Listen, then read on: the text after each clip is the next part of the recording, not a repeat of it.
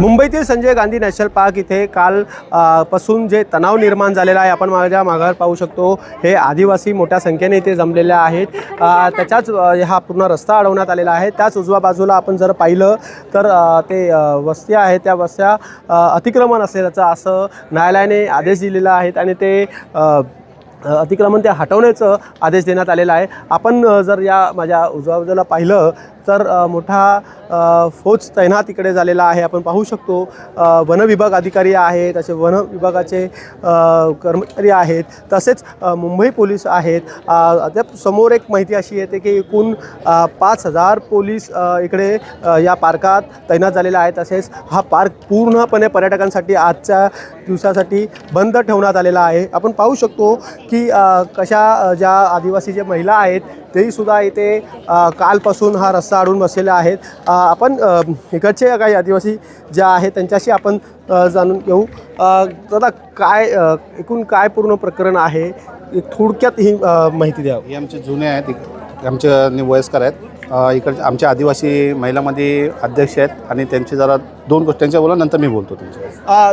ताई, काय कालपासून जे तणाव निर्माण झालेला आहे, एकूण आता काय नेमकं उत्तर या मंत्रालयामधून तुम्हाला? आम्ही पिढून पिढ्या राहणारे आहेत. आमचं असं म्हणणं आहे का आम्हाला इथेच मिळावं आणि आमच्या मुलांना पण इथेच मिळावं. आता 7,000 भरले तेव्हा लोक आमची शिकलेली नव्हती. त्यांना गैरसमज झाला पैसे भरून आणि आता ते बेसुद्ध झालेत. काही लोक हॉस्पिटलला आहेत. त्यांना तेव्हा समजलं नव्हतं. पण आम्ही पिढून पिढ्या राहणारे लोक इथे, तुम्ही आमच्यावर अन्याय करायचा नाही आणि तुम्ही आमचा विचार घेतला नाही, आमची मीटिंग घेतली नाही. तुम्ही डायरेक्ट आमच्या घरं तोडायला येऊ शकत नाही. डायरेक्ट घरं तोडायला येऊ शकत नाही. आणि आम्ही इथे शेतीवाले लोक, त्याचा मॅडमनी अभ्यास करून घ्यायचा आणि हे अधिकारी आहे त्यांनी पण अभ्यास करून घ्यायचा का ही लोक कधीपासून राहत होते आणि त्यांच्यावर आपण अन्याय करत आहेत. ते येताना डायरेक्ट बंगले बांधायला सुरुवात करतात. त्यांना परवानगी आहे. अरे पिढून पिढ्या इथे रस्ता नाही होता, पार्क नाही होता, हवे नाही होता. तेव्हापासून आधीचे लोक इथे आदिवासी राहत आहेत. नक्की दादा, काय सांगणार तुम्ही या पूर्ण एकूण जे ताफत इथे जो तैनात झालेला आहे, कशा पद्धतीने हे सगळे एकूण पाहतात तुम्ही? संजय गांधी राष्ट्रीय उद्यान हा नव्हता, नावच नव्हतं. त्याच्या अगोदरपासून पिढ्याने पिढ्या इथे आमचे आदिवासी इथं राहत आहेत. दुसरी गोष्ट की हे लोक 1969 हेच बोलतात की 1969ला सगळ्यांना बाहेर दिलेलं आहे, पण कोणाला बाहेर दिलं नाही. कारण की आमच्या आदिवासी हा मूल हक्क, आमच्या आदिवासींची जागा होती. जागा नावावर 7-12 होते. 7-12 गट नक्षा चेंज करून 34 लोकांना समावेश केला. दुसरी गोष्ट आहे की आज आदिवासी आमचे काही आदिवासी आणि काही इतर समाज पण आमच्यासोबतच आहेत. तर त्यांना 7,000 पावती त्या टायमाला बोललो ना तुम्हाला, 2007ला आणि 2008ला तेव्हा प्लॉटचा भाव पण नव्हता आणि काहीच नव्हतं. त्या टायमाला या लोकांना 2007 आणि पैशाची खूप तंगी होती. तरी पण इथून तिथून करून मुलं त्यांनी 7,000 भरले. पण लोकांना बाकी त्यांच्या पोरबाळांना त्यांचा वेगळा घर होता. आम्ही सांगतोय सर यांचा वेगळा घर होता, हे लोकांना त्यांना त्यांचं घर मिळावं, त्यांना त्यांचा हक मिळावं.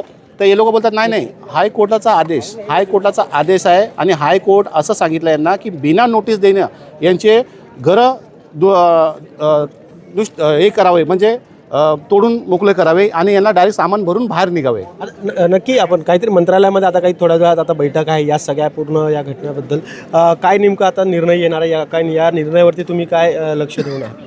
मंत्रालय में बैठक घेतलेली आहे. माननीय मुख्यमंत्री देवेंद्र फडणवीस, पियुष गोयल साहेब, आमचे काही इकडचे विवेक पंडित साहेब आणि इकडचे आमचे आमदार आहेत प्रकाश सूर्यदादा, असे सगळे एकनाथ शिंदे साहेब, उपमुख्यमंत्री, असे डिप्टी सी एम सगळे लोकांची बैठक बसलेली आहे. त्या बैठकीमध्ये आम्ही असंच आपल्याला सर्व मंत्री महोदयांना आम्ही रिक्वेस्ट आणि आम्ही हात जोडून विनंती करतो की आमच्यावर आदिवासींवरती तुम्ही अन्याय नका होऊ द्या आणि आम्हाला आमचा न्याय मिळू द्या. नक्की मंत्रालयात बैठक सुरू आहे.